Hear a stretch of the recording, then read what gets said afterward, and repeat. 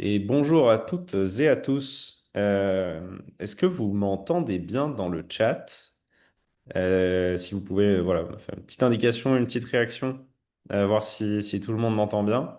Et bonjour Benjamin, j'espère que tu vas bien, que tu m'entends bien aussi. Bonjour à toutes et à tous, je t'entends très bien Antoine. Super. Ravi de vous retrouver aujourd'hui. Ouais, je vais partager mon écran et on va du coup pouvoir commencer ensemble à discuter un petit peu sur voilà, les compétences analytics. Dans le marché de l'emploi aujourd'hui. Je vois que on a un petit bonjour, du coup je suppose qu'on nous entend bien, c'est top. Euh, je suppose qu'on voit bien mon écran aussi. Du coup, encore une fois, ravi de pouvoir animer ce webinar en ta compagnie, Benjamin. L'idée, voilà, ça va être de pendant une petite heure aujourd'hui, avant de partir en pause déjeuner pour ceux et celles qui seraient au boulot ou pas d'ailleurs, hein, de discuter un peu de comment booster l'employabilité grâce aux compétences analytiques aujourd'hui. Mais juste avant ça, on va se présenter rapidement avec Benjamin. Du coup, moi, c'est Antoine. Je travaille chez DataBird depuis bientôt 4 ans en tant que responsable produit. Donc, voilà, je m'occupe de toute la partie création de nos formations. Et pour ma part, c'est Benjamin. Moi, je suis designer spécialisé dans l'ingénierie pédagogique. Je travaille chez DataBird depuis 2 ans en tant que responsable des contenus pédagogues. Et donc, je m'assure de faire en sorte que nos formations soient des expériences d'apprentissage engageantes et impactantes voilà, pour nos apprenants. On aura l'occasion de revenir dessus ou d'en discuter plus longuement au cours de la présentation. Et du coup, au sommaire aujourd'hui, eh bien, on va commencer par, voilà, Benjamin vous fera une petite présentation du marché de l'emploi actuel. Je prendrai ensuite la suite sur l'essor des compétences analytics. Benjamin reprendra la main pour vous parler un peu de l'impact de l'IA générative au global. Et on terminera un petit peu avec nos remarques sur le marché actuel et vous expliquer un petit peu comment DataBird, en tant qu'organisme de formation spécialisé dans la data et l'IA, voilà, peut potentiellement vous aider. Et ce que je vous propose, c'est d'au fil de l'eau, noter et nous envoyer vos questions dans le chat, et puis on prendra un petit moment à la fin pour y répondre, histoire de faire en sorte que la présentation soit fluide, mais de quand même évidemment pouvoir répondre à vos questions. Du coup, si ça vous va à toutes et tous, eh bien c'est parti. Benjamin, je te laisse la main. Donc, on va commencer par faire un petit peu le constat, ou en tout cas voir un peu le contexte du marché de l'emploi qui est en constante évolution. Donc, je pense que c'est quelque chose auquel vous êtes toutes et tous sensibles. Et donc, on peut le voir même de manière globale. Si on regarde à l'échelle du monde, c'est une période de changement et d'évolution, que ce soit au niveau social, technologique, environnemental. Et donc, ça, c'est également vrai sur l'impact que ça va avoir sur le monde de l'entreprise et le marché du travail. Et donc aujourd'hui, on le voit, donc le monde change et donc les compétences qui sont nécessaires sur le marché du travail également. Et donc il y a plusieurs études qui vont dans ce sens-là, notamment une qui a sollicité pas mal de chefs d'entreprise et le constat est que pour une bonne partie des CIO, ils estiment que leur entreprise va devoir se transformer, évoluer, sans quoi ils ne seront plus viables et pérennes face à ces transformations majeures qui sont en train d'arriver. Et au niveau, si on descend un petit peu dans la granularité, au niveau des employés, on voit que cette fois-ci, une personne peut être amenée à changer 13 fois de métier au cours de sa vie, là où il y a quelques générations en arrière, on pouvait très bien imaginer faire toute sa carrière ou tout son parcours professionnel dans une entreprise ou à un ou deux postes. Voilà. Aujourd'hui, c'est vraiment quelque chose qui est en train un paradigme qui est en train de changer. Et donc, il faut réussir à se préparer à ces changements et à cet impact que ça peut avoir sur notre parcours professionnel. Et il y a un autre constat également qui se fait de plus en plus, c'est que les diplômes, en fait, ne suffisent plus. Donc, je ne sais pas depuis quand vous êtes sorti d'école ou depuis quand vous êtes diplômé. Moi, pour ma part, ça va faire plus de 10 ans. Et effectivement, je me rends compte que les compétences que j'ai pu voir à l'école et sur lesquelles j'ai obtenu mon diplôme ont changé, ne serait-ce qu'au niveau de la technologie. Les outils, les logiciels que j'utilisais ont évolué, ont remplacé, certains voire même n'existent plus. Et donc c'est pour ça que le constat est fait que la formation initiale donc prépare mal à ces transitions technologiques et à l'évolution des métiers, puisqu'il faut réussir à évoluer avec le marché. Et donc pour ça, il y a un chiffre qui est assez intéressant à voir, c'est en fait la durée de vie moyenne des compétences. Et donc ça, c'est l'OCDE qui a fait cette étude-là. Et donc encore une fois, il y a quelques années en arrière, quelques générations, la durée de vie d'une compétence, donc quelque chose qu'on venait apprendre, notamment en formation initiale, lorsqu'on se formait en école, avait une valeur, une durée de vie d'une dizaine d'années. Actuellement, donc on est arrivé sur une durée qui, bah, un peu comme peau de chagrin, qui a bien rétréci. On est à 5 ans et à horizon 2030, on serait sur des projections encore plus réduites, de l'ordre de 3 à 4 ans. Donc on le voit, voilà, il y a vraiment aussi cet enjeu-là. En fait, donc on va parler d'obsolescence des compétences ou d'évolution des compétences. Donc il y a différents vocabulaires qui peuvent s'y prêter, mais surtout ce que ça vient montrer, donc c'est que désormais il est impératif en fait, pour les particuliers, mais aussi pour les entreprises, de se former tout au long de sa vie. Pour rester donc, pour les entreprises, ça soit bah, viable et pérenne dans le fonctionnement et dans ce qu'ils vont pouvoir développer et mettre en place, et pour les particuliers, pour rester compétitif aussi et attractif sur le marché du travail. Donc voilà, des vrais enjeux de formation tout au long de sa vie. Et donc, on va faire un peu deux constats. Pourquoi pour les entreprises, il y a ces enjeux stratégiques, et notamment quand on parle de l'IA. Donc ça, de la même manière, je pense que vous avez tous vu la déferlante de l'IA, donc on parle d'évolution, voire de révolution, et donc la quasi-totalité des entreprises comptent investir dans l'IA dans les prochaines années, et en fait on voit qu'il y a une infime partie qui estime qu'ils sont matures à date sur l'intégration de l'IA, que ce soit au niveau technique, des technologies qu'ils peuvent mettre en place, mais aussi des effectifs sur l'acculturation, sur la montée en compétences de leurs collaborateurs. Voilà, donc il y a encore un long chemin à faire, et donc, il y a un train qu'il faut réussir à prendre en route. Et donc, pour les entreprises, il y a divers objectifs sur le fait de devoir se former et investir le champ de l'IA. Donc, comme on l'a vu, réduire l'obsolescence des compétences, donc faire en sorte que leurs collaborateurs aient des compétences, donc que ce soit des soft skills ou des hard skills d'ailleurs, qui soient à jour et qui répondent bien aux besoins du marché et à la réalité terrain qui est en train d'évoluer. Et c'est aussi important pour les entreprises d'être vraiment à la racine de cette conduite du changement. Donc, c'est à eux de venir soutenir la transformation digitale et organisationnelle, sans quoi cette conduite du changement, en fait, prend difficilement si c'est pas la direction qui est à la manœuvre et qui initie vraiment cette dynamique-là. Et il y a un dernier objectif pour eux, c'est de réussir à créer dans leur organisation. Et donc ça, que ce soit une PME ou un grand groupe international, il faut réussir à créer cette culture apprenante, donc voilà, qui réussisse à être résiliente pour justement tous ensemble dans l'organisation avancer, progresser et se former de manière continue. Donc ça, c'est pour les enjeux au niveau des entreprises, mais donc comme on le voit, il y a aussi au niveau des individus, donc des employés, des collaborateurs. C'est aussi important de pouvoir se former, et ce bah, pour garder la main en fait sur son employabilité. Donc que vous soyez en poste ou pas, ou en reconversion ou en recherche active, c'est important à plusieurs niveaux. Si vous êtes en poste, c'est pour permettre de pouvoir évoluer au sein de votre entreprise, parce que les lignes vont bouger, les postes, les fiches de poste vont évoluer également, et donc c'est voilà, vous permettre de pouvoir prétendre à vous positionner sur de nouvelles missions en interne. Donc voilà, vous permettre de progresser directement au sein de votre entreprise. Et si vous êtes en recherche ou en reconversion, bah, la formation, justement, c'est une vraie opportunité d'évolution ou de promotion pour pouvoir bah, venir enrichir votre parcours. Et ce, peu importe le background, la formation initiale ou l'expérience initiale que vous avez, si vous choisissez de venir vous former sur des compétences data ou IA, ça va venir enrichir votre formation initiale, que vous ayez été dans le marketing, dans la vente, dans la logistique, dans les RH, peu importe, ça va venir compléter le parcours et l'expérience initiale que vous aviez déjà.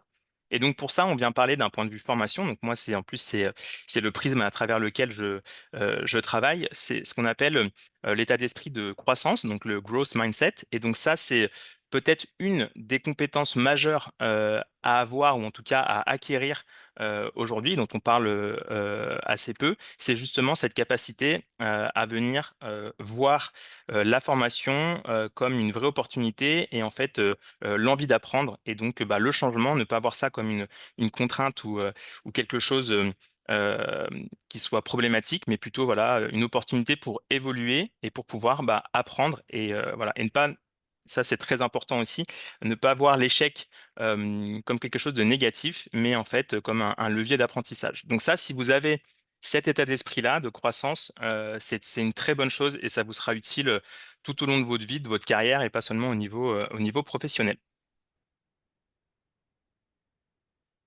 Et donc, une fois qu'on a dit ça, vous l'avez compris, bah, l'avenir appartient aux curieux et aux curieuses. Donc, c'est justement cette capacité à venir apprendre en fait en faisant, ou en tout cas dans votre processus et dans votre quotidien professionnel. Et donc, c'est être en capacité bah, de venir identifier en fait les compétences sur lesquelles vous aurez besoin de progresser, que ce soit d'un point de vue technique, donc apprendre à utiliser un nouveau logiciel ou une nouvelle technologie ou au niveau organisationnel, donc voir quelles compétences, savoir-faire ou savoir-être vous devrez pouvoir mobiliser dans votre réalité quotidienne dans le monde du travail. Et donc voilà, c'est ce constat-là qu'on voulait faire un petit peu en préambule, c'est que donc le monde est en train d'évoluer et donc ça va de pair justement avec euh, une transformation qui est nécessaire, qui passe par la formation. Et donc, la formation ne doit pas être perçue comme un luxe, mais vraiment comme un réflexe. Donc, c'est quelque chose voilà, qui doit être assez induit et intuitif dans vos parcours professionnels. Et voilà, donc c'est vraiment une super opportunité pour faire évoluer votre potentiel et que vous restiez acteur et actrice en fait de votre parcours professionnel et de votre carrière. Mais alors, dans tout ça, comme disait Benjamin, conclure très simplement, faut continuer à se former. Mais après, on va se poser la question, mais se former dans quoi, quand, comment? Alors, il y aurait pléthore de possibilités, et le sujet aujourd'hui, c'est de discuter un petit peu des compétences analytiques et de pourquoi est-ce que ça peut être une très bonne opportunité pour, en fait, pas mal de monde.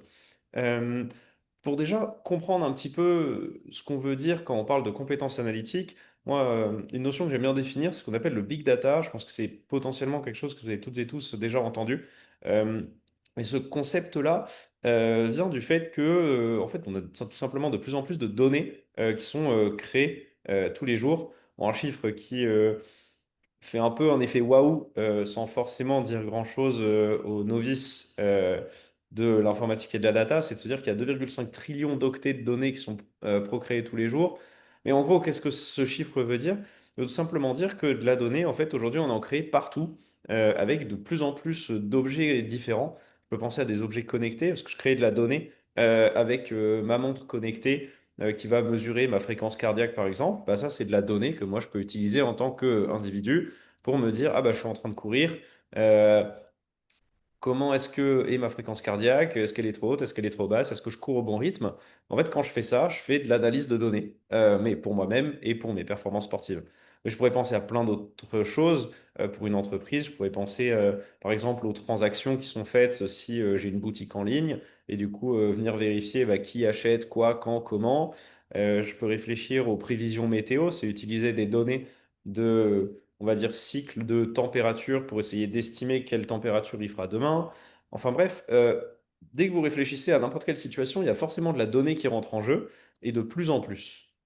Et l'idée, c'est de se dire comment est-ce qu'aujourd'hui je peux utiliser ces données-là qui sont créées pour, eh bien, prendre de plus en plus de décisions éclairées et en fait, eh bien, faire des bons choix, on va dire, notamment dans eh bien, mon quotidien au travail. Alors, effectivement, on voit que dans les besoins en entreprise qui évoluent petit à petit, et ce, notamment depuis, on va dire vraiment l'essor du big data fin 2015, début 2020, dans cette période-là, c'est vraiment la période où la data science était de plus en plus mis à la mode et vraiment où les entreprises ont commencé à trouver que en fait, les compétences analytiques avaient vraiment de la valeur ajoutée. Et on voit un chiffre de Exploding Topics ici qui montre qu'en fait, vraiment une grande majorité d'entreprises aujourd'hui a conscience que la donnée permet de vraiment mesurer on va dire, tous les impacts que les collaborateurs peuvent avoir sur une entreprise et du coup de forcément pouvoir augmenter leur productivité, puisque bah, in fine, le but de n'importe quelle entreprise, hein, que ce soit une boulangerie ou que ce soit Uber Eats ou que ce soit un vétérinaire, l'objectif c'est forcément à la fin de faire en sorte que notre business fonctionne. Et pour ça, le premier enjeu, c'est d'avoir du bénéfice et donc de la productivité. Forcément, ces compétences analytiques, c'est des compétences transverses qui sont vraiment au cœur de tous les métiers de demain. Je pourrais vraiment prendre n'importe quel métier et trouver une relation plus ou moins proche avec la data. Je pourrais reprendre l'exemple de la boulangerie. Si vous êtes, je sais pas moi, une personne qui possédait une boulangerie, en fait, vous pourriez réfléchir, pas uniquement à faire du pain, mais vous dire, ah, mais comment est-ce que je peux, faire en sorte que la personne qui est vendeur, elle puisse, par exemple, entre 8 heures et 9 heures du matin, ne pas galérer parce qu'il y a beaucoup trop de personnes et beaucoup trop d'attentes et potentiellement des clientes partent parce qu'il y a de l'attente. C'est en fait du coup mesurer à quel moment j'ai des pics de clients pour pouvoir faire en sorte de avoir une deuxième personne à la caisse et du coup augmenter ma productivité. En fait, je vous ai pris vraiment un exemple d'un boulanger qui même lui-même pourrait en fait bénéficier de la data. Et ce qu'il faut comprendre à travers cet exemple, c'est qu'en fait, les entreprises aujourd'hui, elles recherchent de plus en plus de profils qu'on appelle T-shaped, comme un T. C'est-à-dire qu'on va avoir de l'expertise sur notre propre métier. Par exemple, moi, je fais de la finance et du coup, j'ai une expertise dans la finance. Mais pour, on va dire, un petit peu augmenter l'attractivité de mon profil, je vais aussi avoir des compétences transverses qui pourraient s'utiliser dans plein d'autres domaines, donc soit le marketing, les RH, les opérations, enfin bref. Et une de ces compétences transverses aujourd'hui, c'est les compétences analytiques. Puisque en fait, elles vont vraiment permettre de comprendre les données pour prendre des décisions éclairées. Et les données, on a compris qu'il y en avait partout, et que du coup, elles pouvaient nous aider dans n'importe quelle situation pour prendre de meilleures décisions. Et l'idée, c'est du coup vraiment de pouvoir faciliter la collaboration entre les équipes métiers. Les équipes métiers, c'est toutes les personnes qui vont répondre aux besoins du client, et les équipes techniques qui, elles, sont plus souvent des informaticiens qui, eux, eh bien, euh, sont, on va dire, les personnes alors je dis informaticiens, mais plutôt développeurs pour utiliser le bon terme, qui vont, on va dire, utiliser la data pour donner un petit peu d'insight et permettre du coup de mieux comprendre, enfin permettre du coup au métier de mieux comprendre un peu comment en fait améliorer leur productivité au quotidien. Mais du coup, Ben, je te passe la main sur expliquer un petit peu, du coup, maintenant qu'on a compris pourquoi est-ce que les compétences analytiques pourraient être intéressantes, comment est-ce que du coup l'IA générative pourrait justement impacter aussi nos métiers. Oui, donc on le voit aujourd'hui, hein, je pense que l'IA, vous la voyez partout, un petit peu à toutes les sauces. Et donc, en fait, ce qu'il faut savoir, c'est que bah, l'arrivée de l'intelligence artificielle sur le marché du travail, potentiellement, ça peut avoir le même impact que pendant la révolution industrielle du 19e siècle avec l'arrivée de la machine à vapeur. La grosse différence, là où on peut parler d'évolution, voire même de vraie révolution sur l'IA générative, c'est que c'est une technologie qui concerne en fait tous les profils. En général, très souvent, c'était plutôt, donc notamment sur la révolution industrielle, c'était plutôt les profils et les métiers manuels qui étaient impactés.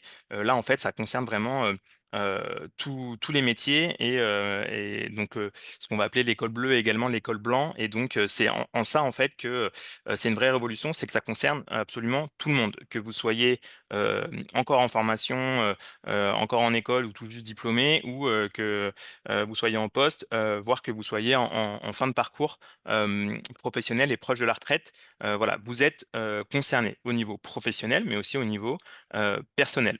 Et donc, c'est en ça qu'il y a une vraie révolution et également là où l'intelligence artificielle générative apporte un impact assez important, c'est que c'est une technologie qui reste quand même assez accessible. Voilà, on peut, sans compétences techniques, sans savoir coder, par exemple, interagir avec des modèles comme ChatGPT, Copilot ou Gemini. Voilà, donc il y a aussi une prise en main qui est assez accessible. Et donc, c'est pour ça que les entreprises prévoient d'augmenter voilà, massivement leur investissement dans l'IA pour répondre justement euh, à cet impact global.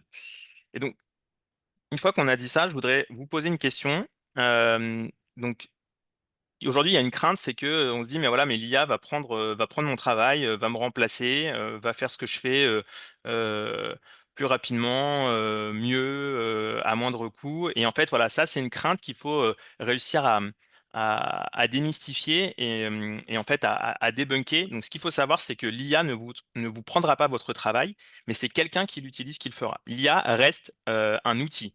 Donc, on peut le comparer, par exemple, lorsque la calculatrice est arrivée, on continue à faire du calcul mental ou à apprendre l'étape de multiplication. Et en fait, les enfants à l'école ne viennent apprendre à utiliser la calculatrice qu'à un certain niveau, une fois qu'ils ont maîtrisé déjà un petit peu les bases mathématiques. Bah, l'IA, c'est la même chose, c'est un outil donc que vous allez devoir utiliser dans des contextes spécifiques ou pour certaines tâches, mais voilà, ça reste un moyen de pouvoir vous aider à accomplir les tâches sur lesquelles vous allez travailler. Donc ça, c'est important de le comprendre. Voilà. Et donc ça, c'est au niveau de l'échelle des particuliers, de l'individu, mais c'est la même chose pour les entreprises aussi. Donc les entreprises, une IA va pas les remplacer, mais une entreprise qui va réussir à adopter et à prendre ce virage-là de manière plus habile et plus concret, bah, sera de fait plus compétitif. Et donc, on le voit, donc l'impact sur les métiers. Au niveau de l'IA, là où ça va vraiment être euh, pertinent et important de pouvoir l'appliquer, c'est notamment pour gagner en productivité. Et donc, productivité, le but, c'est pas dans un terme uniquement productiviste et capitaliste de faire toujours plus, mais en fait de pouvoir déléguer certaines tâches, et notamment les tâches répétitives ou standardisées à l'IA pour qu'elle puisse du coup être automatisée et vous permettre en fait de vous dégager du temps pour vous focaliser sur des tâches à plus forte valeur ajoutée. Donc on peut penser par exemple si vous passez beaucoup de temps à répondre à vos mails, bah, voilà, vous avez peut-être mieux à faire que de traiter vos mails pendant une partie de la journée pour pouvoir justement vous focaliser sur le contenu d'une réunion ou avancer sur un projet ou échanger avec des collaborateurs. Et donc, c'est là où voilà, les métiers vont évoluer sur cette capacité à venir bah, intégrer l'IA là où ça peut être pertinent et pragmatique. Et donc, pour ça, ce qui est important, en fait, c'est de comprendre bah, comment l'IA, comment cet outil fonctionne. Donc, qu'est-ce qu'il peut faire, qu'est-ce qu'il ne peut pas faire, quelles sont ses limites, quels sont les risques et les biais aussi auxquels on peut s'exposer, voilà, comme tout outil pour savoir bien l'utiliser. Et donc, moi, il y a une image que j'aime bien, c'est euh, quand on parle d'outils, c'est si on vous donne un marteau, vous avez tendance à tout prendre pour un clou. Et voilà, donc vous allez essayer de l'utiliser pour tout, mais en fait, non, vous aurez besoin d'utiliser ce marteau uniquement pour certaines tâches. Et donc, l'IA, ça va être pareil, c'est comprendre où est-ce que c'est pertinent de venir le mobiliser. Et donc, pour ça, ça peut vous permettre justement euh, avoir des compétences analytiques, ça peut vous permettre de bien comprendre en fait un peu ce qu'il y a au cœur du réacteur de l'IA, parce que l'IA fonctionne avec des données.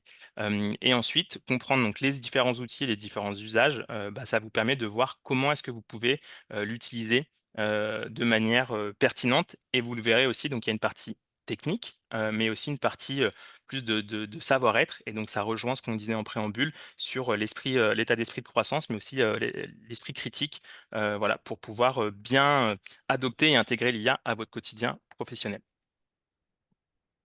Et du coup, merci Benjamin pour cette explication. Et maintenant, l'idée, c'est un peu de vous présenter comment est-ce que DataBird a pu et peut avoir de l'impact justement en tant qu'organisme de formation qui vient vous former sur ces compétences-là, des compétences analytiques et ces compétences qui sont aussi des compétences analytiques, mais plus spécialisées dans l'intelligence artificielle, notamment l'intelligence artificielle générative. Euh, alors, chez DataBird, on accompagne depuis plus de 5 ans des particuliers et depuis plus de 3 ans des entreprises. Et on a remarqué 5 points assez importants. Notre constat, c'est que de plus en plus d'entreprises donnent des clés, des missions data à leur profil métier. Qu'est-ce que ça veut dire? Ça veut dire qu'en fait, les entreprises vont de moins en moins demander à des développeurs d'utiliser la data pour que ensuite elle soit utilisée par le métier, mais plus vouloir faire en sorte que, eh bien, si moi je suis une personne qui travaille dans le marketing et que j'ai besoin, eh bien, d'analyser mes données SEO, que je puisse savoir le faire tout seul. Elle recherche de plus en plus de profils qui ont donc des compétences analytiques plutôt que des profils qui ont une maîtrise parfaite des outils. Ça veut dire quoi? Ça veut dire qu'en fait, aujourd'hui, on a de plus en plus d'outils pour faire de la data, de plus en plus d'outils pour faire de l'IA. Euh, mais la philosophie reste toujours la même. Si je prends par exemple un outil de business intelligence pour ceux et celles qui connaîtraient par exemple Power BI ou bien Tableau ou bien Looker Studio, ces trois outils qui permettent globalement d'analyser de la donnée. Euh, En fait, la logique est tout le temps la même, et du coup, c'est pas forcément la priorité pour une entreprise que vous sachiez utiliser cet outil-là précisément, mais plutôt que vous sachiez utiliser un outil de business intelligence. Parce que c'est beaucoup plus simple de faire monter en compétence quelqu'un sur un outil s'il a déjà des compétences analytiques que l'inverse. La qualité et la fiabilité des analyses, ça dépend autant de l'analyse en elle-même que de l'input. L'input, ça veut dire quoi? Ça veut dire de ce qu'on met au départ dans l'analyse et donc souvent de la donnée. L'idée, c'est vraiment de pouvoir faire en sorte que tous les collaborateurs d'une entreprise soient responsabilités sur leur rôle, aussi bien des personnes qui vont bien, créer les analyses que les personnes qui vont utiliser ces analyses-là. Et donc, en fait, même si on n'est pas amené nous-mêmes à venir bien, créer des produits data ou, on va dire, créer des produits IA, mais qu'on vient juste les utiliser, c'est quand même super important de se former pour pas bien, en fait, faire n'importe quoi avec ces outils et ces technologies-là et bien utiliser la donnée à bon escient. Quatrième point, c'est qu'il va falloir pérenniser l'impact de nos projets data. Et donc, en fait, la gestion de projet, la gestion de produit, bah, ça devient une compétence de plus en plus demandée. Parce que aujourd'hui, transitionner par exemple d'Excel à Power BI, c'est quelque chose qui peut prendre du temps et qu'il faut gérer vraiment comme étant un projet au global. On ne vient pas juste dire à nos équipes, ah, on change d'outil, bon courage. Non, en fait, il faut comprendre pourquoi on change d'outil, évaluer l'impact définir des KPI mesurables qui vont pouvoir nous permettre de prouver la valeur du changement d'outil à toute l'entreprise, faire de la conduite du changement, enfin bref, vraiment gérer ça comme un projet au global. Et enfin, se dire que tous les départements et les industries, même les personnes les plus en retard, en fait, se mettent à vraiment valoriser la data comme un actif, comme un produit en tant que tel. Et du coup, forcément, la data et l'IA aujourd'hui, devient un élément central dans toutes les entreprises. Du coup, nous, notre constat, c'était de se dire qu'on va pouvoir mener différents projets en faisant de la formation. Très souvent, quand on vient former, que ce soit une entreprise ou un particulier, on vient commencer par l'acculturer à la data et à l'IA, parce que forcément, bah, il faut une petite introduction quand on ne connaît pas ce que c'est. Et puis ensuite, en fonction du besoin, on peut venir vous aider à vous former sur comment gagner en productivité grâce à l'intelligence artificielle générative, comment valoriser ma donnée avec Excel, comment modéliser mes données avec du SQL et comment visualiser de la donnée et utiliser cette donnée avec des outils de visualisation. C'est un petit peu les cinq grands piliers sur lesquels on travaille. Mais voilà, je ne vais pas détailler vraiment dans le détail tout ce qu'on apprend, mais pour citer par exemple des outils et des technologies, on forme sur Power BI, sur Tableau, sur SQL, sur Python, sur DBT, et puis sur plein d'outils de GenAI comme ChatGPT ou Dust ou bien Make. Pourquoi est-ce qu'on fait ça? Et globalement, pourquoi est-ce que les gens ont envie de le faire? Bah forcément, ça rapporte des bénéfices pour les entreprises et leurs collaborateurs, ou pour les futurs collaborateurs d'entreprise si vous n'êtes pas encore en poste. L'idée, c'est qu'on vient très souvent former des profils qui vont en fait devenir un petit peu les champions data. C'est-à-dire que très souvent, aujourd'hui, dans des entreprises, on va avoir une équipe commerciale, une équipe marketing, une équipe RH qui ne sont pas forcément sensibilisés à la donnée. On va vouloir, nous, en tant que RH ou en tant que financier ou en tant que marketeur, avoir ce volet data-là, intégrer l'équipe et pour pouvoir vraiment diffuser ensuite un petit peu cette philosophie de pourquoi est-ce que j'utilise la data dans mon métier au quotidien. Et de manière générale, un collaborateur qui sort de nos formations en entreprise gagne en moyenne entre 2 et 3 jours ouvrés par mois parce que justement, ses compétences analytiques lui ont permis d'améliorer sa productivité. Et 2 ou 3 jours par mois sur bien 20 jours, c'est quand même 10% de son temps qu'on peut accorder à faire autre chose. Comme par exemple prendre des vacances en plus, mais outre la blague, en fait, pouvoir, comme disait Benjamin, s'attarder sur des tâches à plus forte valeur ajoutée.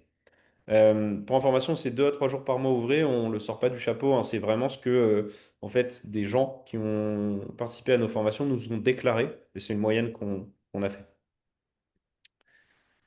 Et concrètement, comment ça se passe? Quels sont les exemples de projets qu'on peut faire quand on se forme à la data? Bah, on peut par exemple créer des dashboards. Des dashboards, c'est quoi? C'est un espèce de tableau de bord où je vais du coup avoir des graphiques qui vont m'indiquer un peu des indicateurs qui nous intéresseraient. Donc par exemple, si je suis dans la finance, c'est avoir eh bien, automatiquement mes résultats de CA, mes dépenses, et je peux venir cliquer sur des filtres pour savoir eh bien, si j'ai atteint mes objectifs à ce niveau-là, ou si je prends un autre département, ça pourrait être par exemple un département de logistique, et avoir une alerte en temps réel sur si je vais bientôt manquer de stock sur une certaine marchandise.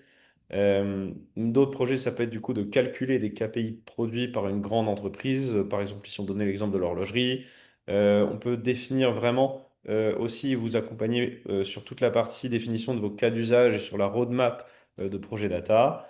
Et puis des fois, on a des projets aussi assez spécifiques. Donc, par exemple, quand on a travaillé avec Andros pour qu'ils optimisent la logistique et la disponibilité de leurs fruits exotiques en Asie.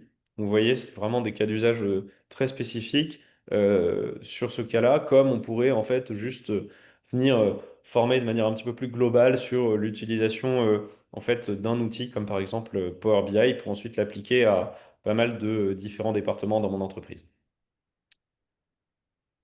Et du coup, pour parler un petit peu de nos formations, alors il en existe plusieurs chez DataBird, mais celle qu'on voulait vous mettre en avant, c'était notre formation en data analyse, euh, qui est la formation en Data Analytics Champion, qui en fait est une formation qui est vraiment créée pour ceux et celles qui veulent intégrer la data à leur carrière, sans forcément devenir data analyst en tant que tel, mais plutôt de se dire que si je suis un salarié en poste, une personne qui veut monter en compétences pour aller plus loin que juste ma formation initiale, que si je suis par exemple, bah, comme je disais tout à l'heure, quelqu'un qui travaille en opération ou en logistique, et vouloir ramener un volet data dans mon métier.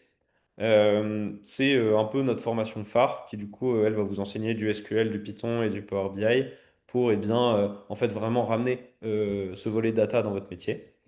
Et une deuxième formation qui est du coup moins focalisée sur l'aspect analytique, mais plus sur l'aspect utilisation de l'intelligence artificielle. Donc c'est comment cette fois-ci je ramène de l'intelligence artificielle générative dans mon métier et comment est-ce que je la diffuse dans mon entreprise? Parce que c'est un petit peu un besoin dans plein de métiers et de départements et d'industries différentes aujourd'hui. Si vous êtes manager, si vous êtes entrepreneur ou freelance, ou si vous êtes juste un collaborateur d'une entreprise, c'est vraiment comprendre comment est-ce que je viens utiliser des outils d'intelligence artificielle et d'automatisation pour aller plus loin et pour plutôt améliorer ma productivité dans mon métier au quotidien. Du coup, voilà, on arrive un peu à la fin de cette présentation.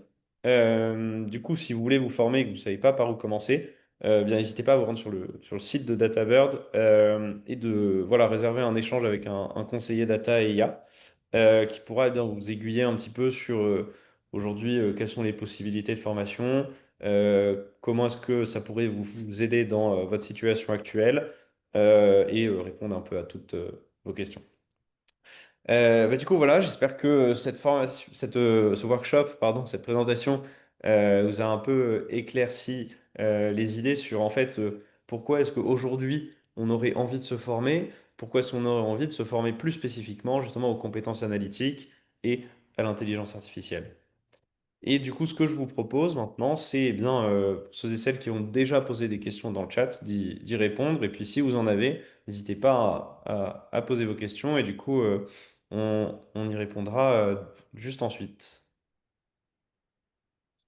Et je vous mets dans le chat le lien si vous souhaitez prendre rendez-vous avec un responsable d'admission qui pourra répondre au mieux à vos besoins et s'assurer de vous orienter sur la formation qui correspond le plus voilà, à votre profil. Donc n'hésitez pas à prendre rendez-vous. pour pouvoir échanger.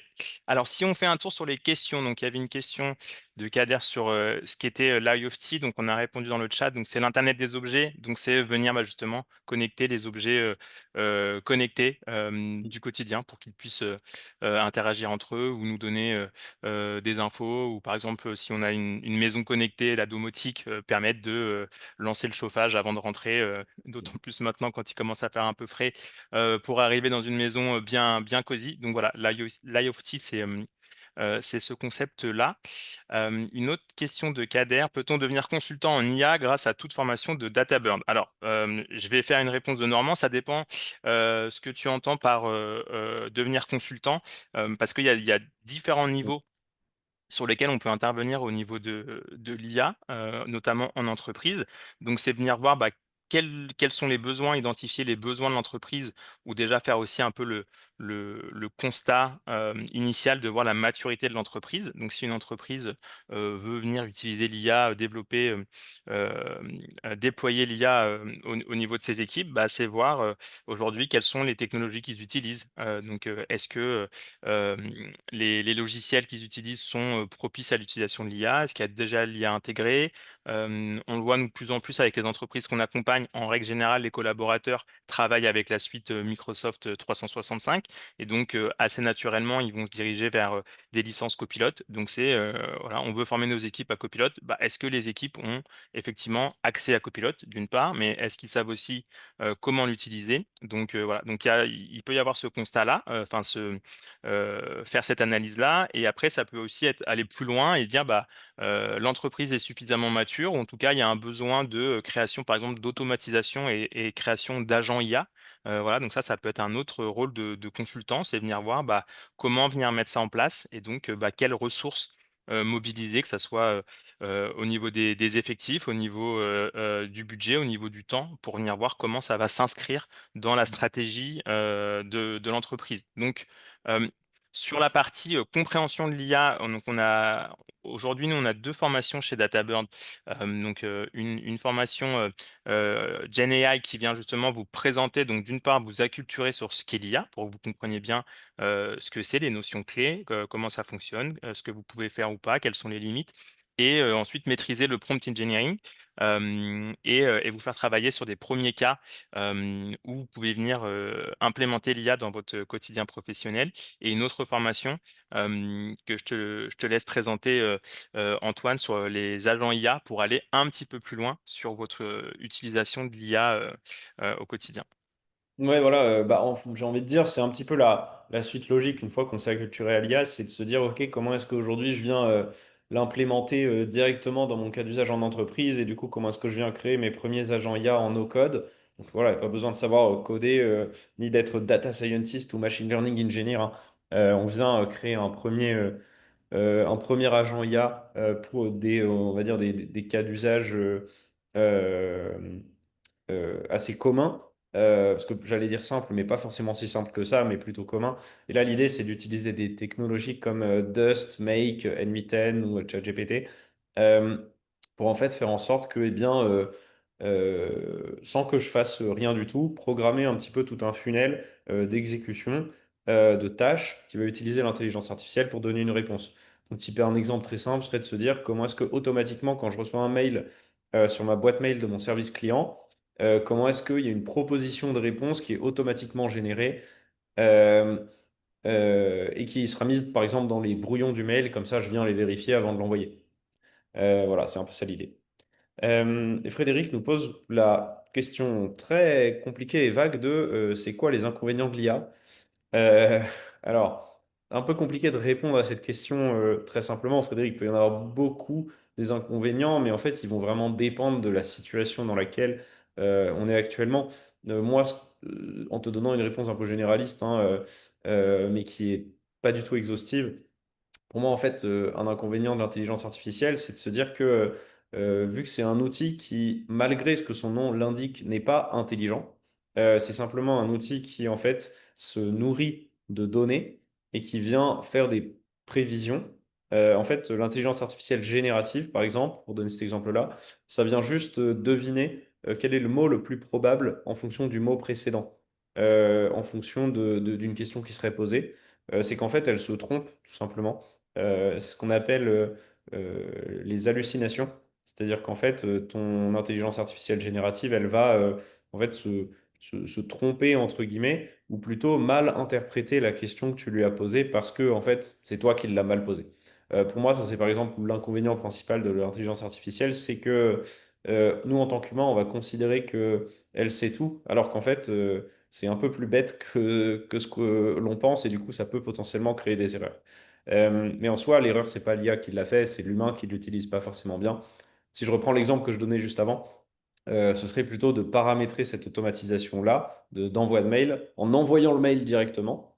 Parce que du coup, eh bien, l'IA pourrait répondre n'importe quoi à un client qui, par exemple, je sais pas moi, aurait reçu le mauvais colis parce qu'on lui a envoyé le mauvais colis. Et, euh, et du coup, pour, on va dire, bypass un peu ce truc-là, en fait, on peut, nous, avoir de la relecture manuelle du mail qui a été généré. Mais bon, après, on pourrait discuter de ça plus longuement, mais ça dépendrait vraiment du cas d'usage.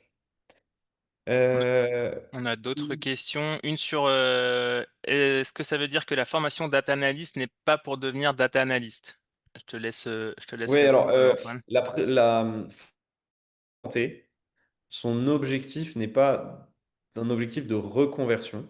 Et du coup, ce n'est pas une formation qui a pour objectif de faire en sorte que vous deveniez data analyst, mais plutôt que vous puissiez utiliser l'analyse de données dans votre métier. À savoir que chez DataBird, on a une formation euh, plus longue, en fait, tout simplement, qui, elle, va pouvoir vous permettre de faire de la reconversion en data analyst. On a une formation qui s'appelle euh, Data Analyst, qui, elle, vous permet de faire de la reconversion. C'est pas celle que je vous ai présentée.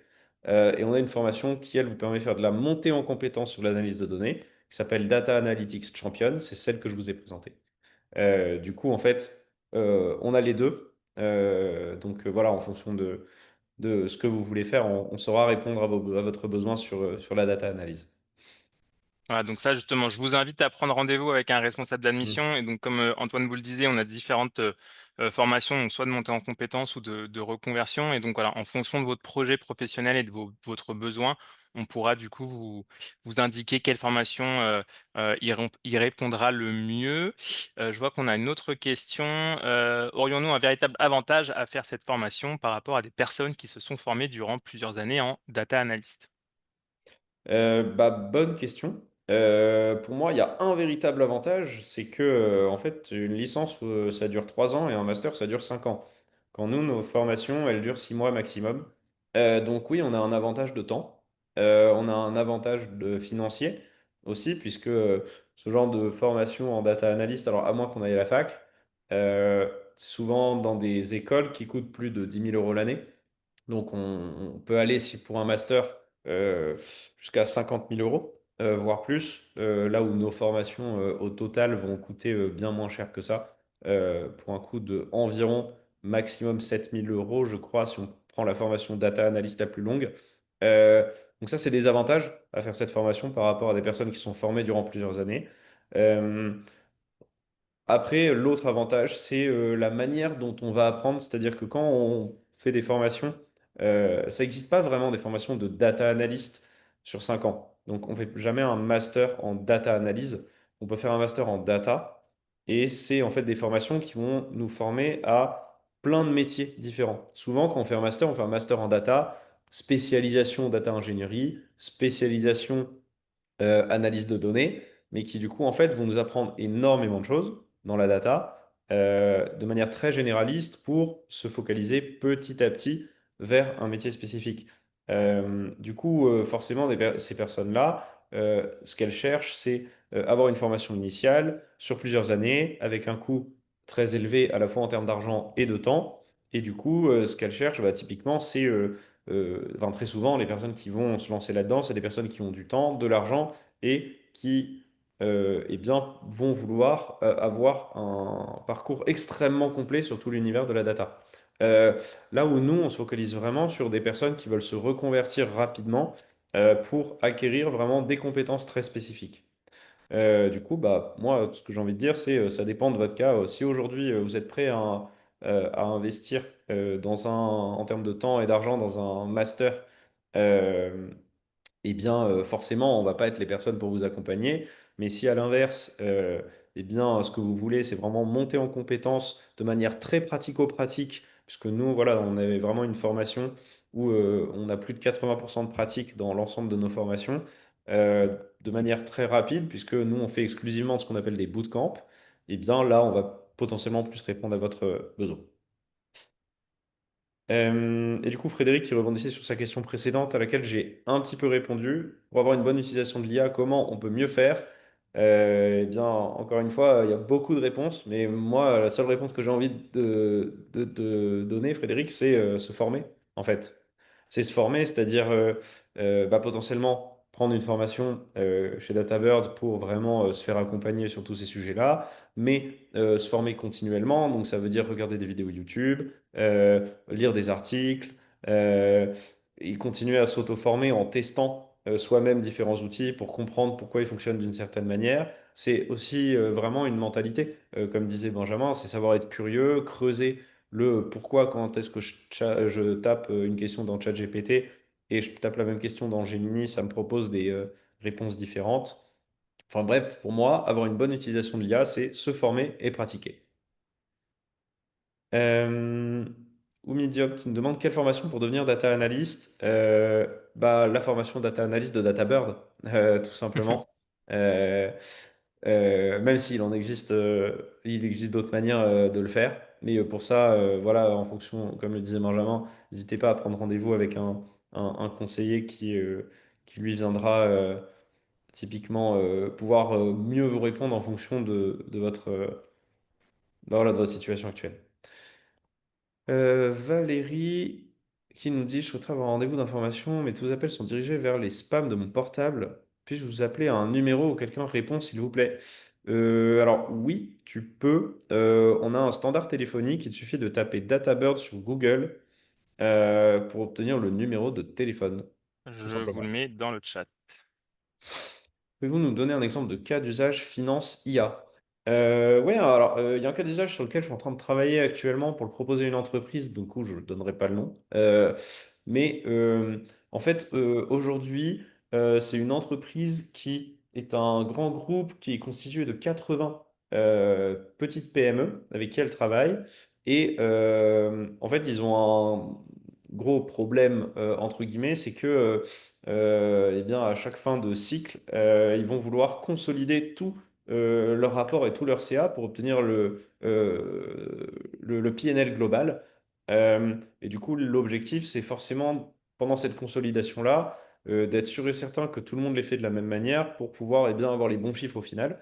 Euh, et un cas d'usage bah, très simple et qui vous parlera sûrement si vous êtes dans la finance, c'est en fait comment consolider le PNL de 80 PME pratiquement automatiquement pour en fait éviter les erreurs humaines et accélérer le temps de traitement. Et on est en train de travailler là-dessus. Quelle est la durée moyenne d'une formation pour être autonome, KPI, planification, reporting? Alors chez DataBird, pour ce genre de sujet-là, moi ce qui me vient à l'esprit, c'est la formation sur Power BI qui est faite en 5 semaines à raison de 10 heures par semaine de travail, donc 50 heures au total. Antoine nous demande est-ce que la présentation sera disponible après le talk? C'est une bonne question, je ne sais pas si tu as la Oui, réponse, Benjamin. nous aurons un replay qui sera disponible. Donc Ok, super. voilà. Donc, vous pourrez revenir Euh, sur ce qu'on s'est dit aujourd'hui. Y a-t-il une différence entre votre organisme de formation, Data Scientist et Data Suits? Oui, alors déjà, on n'est pas les mêmes organismes de formation. Euh, donc, il y a forcément des différences en tant que telles. Data Suits, j'avoue, je ne connais pas trop. Data Scientist, je le connais beaucoup mieux. Oui, il y a des différences. Après, ça va vraiment dépendre de la formation euh, qui vous intéresse le plus, mais peut-être que du coup je dis des bêtises si vous pensez à une formation en particulier, mais en général, par rapport à Data Scientist, nous on va être beaucoup plus euh, présent durant vos formations. Data Scientist, ils ont tendance à avoir des formations où qui sont beaucoup plus en e-learning, donc c'est-à-dire que voilà, vous travaillez dans votre coin. Là où nous, on a des programmes de formation qui, en moyenne, vont beaucoup plus intégrer du mentorat. Mais encore une fois, ça dépend des formations. Et pour DataSuits, malheureusement, je ne connais pas. Donc, je sais pas si Benjamin, tu connais.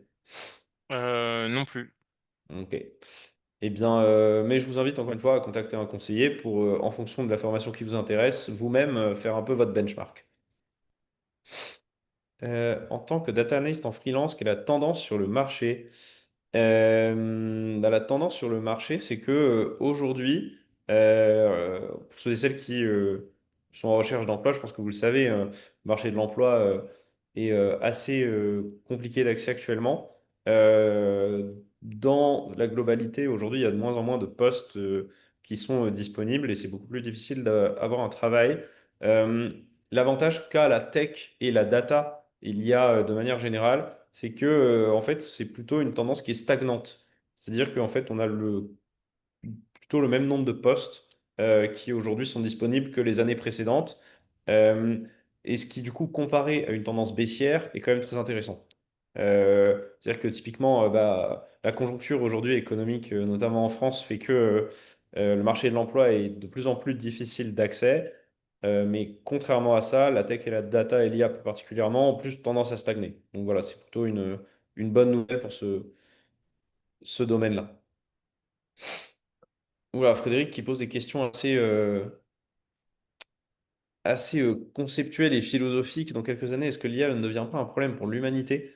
C'est une très très bonne question. Malheureusement, Bah, j'ai pas la réponse. il y a plein de prismes auxquels on peut essayer d'y répondre, que ce soit au niveau de la désinformation, au niveau de l'impact écologique. Et donc, c'est là aussi où le fait de se former justement à l'utilisation de l'IA et aux bonnes pratiques, l'objectif, c'est qu'on puisse du coup venir l'utiliser en pleine conscience, en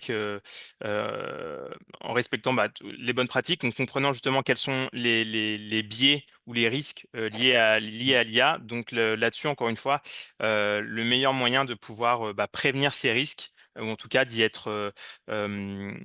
euh, d'être au fait et de pouvoir justement y faire face, c'est d'utiliser cet outil. Donc c'est de se former, de l'utiliser au quotidien pour pouvoir voilà, pour pouvoir y répondre. Mais effectivement, ça pourrait être l'objet d'un talk à part entière ou d'une table ronde si on va sur des questions après un peu plus philosophiques. Euh, Kada, il y avait une question sur la perspective du marché secondaire de l'IA. Alors là, pour pouvoir répondre, j'aurais besoin peut-être de précision sur la question pour être sûr de bien y répondre. Une autre question de Frédéric. Donc, une personne qui vit dans un pays moins avancé, euh, comment ils peuvent être utilisés l'IA? Bah, alors, il y a, euh, il y a peut-être des besoins, en tout cas une maturité en fonction du pays dans lequel vous êtes, qui va pas être le même, mais pour autant, l'IA, va arriver ou en tout cas va de toute façon impacter votre quotidien. Donc après, peut-être qu'effectivement il y a un marché qui sera moins important ou peut-être du coup beaucoup plus condensé. Donc là-dessus, c'est là où je pense que assez objectivement, il y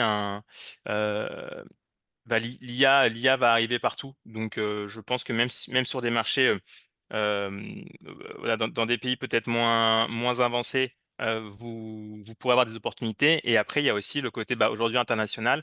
En étant basé quelque part, vous pouvez très bien en fait intervenir pour des entreprises qui sont elles établies ailleurs. Et voilà, c'est le cas. On le voit assez souvent, notamment nous sur les entreprises avec lesquelles on est amené à travailler, qui peuvent avoir des groupes internationaux. Donc, on va faire des formations pour des effectifs qui sont en France, en Europe ou ailleurs dans le monde, et aussi certaines des personnes qui se forment avec nous, voilà, qui ont pu nous relayer, qu'ils ont en fait, ils ont des clients, en tout cas, ils travaillent avec des entreprises, voilà, qui sont pas forcément en France. Donc, il y a aussi un des avantages quelque part de la globalisation, c'est de pouvoir, voilà, peu importe là où vous êtes établi, pouvoir intervenir sur différents marchés, ou en tout cas dans différents pays. Une autre question de Frédéric, est-ce que cette formation, on aura un certificat? Donc vous avez, euh, alors ça dépend sur quelle formation, Frédéric. Euh, vous avez une certification aujourd'hui, notamment sur les formations data analyse. Excel, donc qui est une certification TOSA. Et donc, parce que Excel, c'est la porte d'entrée justement sur la data analyse. Et bientôt aussi, il y aura des certifications disponibles aussi en SQL sur ces formations-là. Et sur la date et sur l'IA générative, on est en train, c'est le propre d'un organisme de formation aussi, c'est de faire évoluer en fonction du marché ces formations. Donc nous, c'est ce qu'on est en train de faire avec les nouvelles formations qu'on lance sur l'IA générative, justement pour pouvoir venir y rattacher des certifications. Donc voilà, donc ça encore une fois, n'hésitez pas à vous rapprocher des responsables d'admission pour qu'ils puissent vous donner un peu plus de détails sur les formations et sur les certifications que vous pourrez obtenir. Je crois qu'on a fait le tour. Ah, le marché secondaire au niveau des usages du marché. Donc très bonne question, Kader. Donc sur le marché secondaire de l'IA, on peut le voir en fait, donc comme on le disait, ça concerne tout le monde, donc tous les profils et au final, tous les secteurs et tous les métiers. Et donc après, justement, chaque métier va avoir des cas d'usage très spécifiques. Donc Antoine donnait un exemple sur la finance, mais ça peut aussi être le cas sur les RH. Donc par exemple sur le traitement du recrutement ou des profils de candidats ou sur comment bien diffuser les informations en interne auprès des collaborateurs, au niveau du marketing pour gérer des campagnes marketing, du SEO, de la rédaction d'articles. Enfin, on peut le voir, en fait, il y a plein d'usages où l'IA peut être intégrée. Et donc, il s'agit après pour chaque expertise métier, de venir identifier voilà, quels sont les usages où l'IA peut apporter un vrai apport et un vrai bénéfice. Voilà. Donc, il y a, il y a pléthore de solutions qu'on peut venir déployer et beaucoup d'opportunités, du coup, voilà, sur le marché au niveau des usages. Et ce, peu importe, j'ai envie de dire, peu importe le secteur. Eh ben, merci beaucoup, Benjamin. Je crois qu'on arrive à la fin des questions. Écoutez, merci beaucoup à toutes et à tous d'avoir suivi ce webinaire. Et puis, encore une fois, si ça vous a un petit peu ouvert les chakras ou simplement envie d'en savoir un petit peu plus, mais encore une fois, n'hésitez pas à voilà, prendre rendez-vous avec un conseiller Data IA chez DataBird pour creuser un petit peu plus votre besoin. On a une dernière question de Frédéric. Je peux y avoir un document soit en PDF ou n'importe comment pour mieux travailler? Je suis pas sûr d'avoir compris la question. Je sais pas si Benjamin, tu... Alors, si c'est pour avoir plus d'informations, directement sur le site, vous trouverez de la documentation, des informations sur les formations. Et ensuite, si vous suivez les formations, oui, vous aurez accès à des documents, à des fiches récapitulatives, voilà, pour vous donner les bonnes pratiques au-delà du contenu et les cas pratiques que vous pourrez faire en formation. Donc ça, encore une fois, n'hésitez pas, rapprochez-vous d'un responsable d'admission pour pouvoir discuter de votre projet et vous accompagner le mieux possible. Et voilà. Eh bien, en tout cas, merci encore à toutes et à tous d'avoir voilà, passé cette heure avec nous. Et eh bien, écoutez, bon appétit à toutes et à tous qui ont déjeuné. Merci encore, Benjamin. Merci Antoine, merci à toutes et à tous.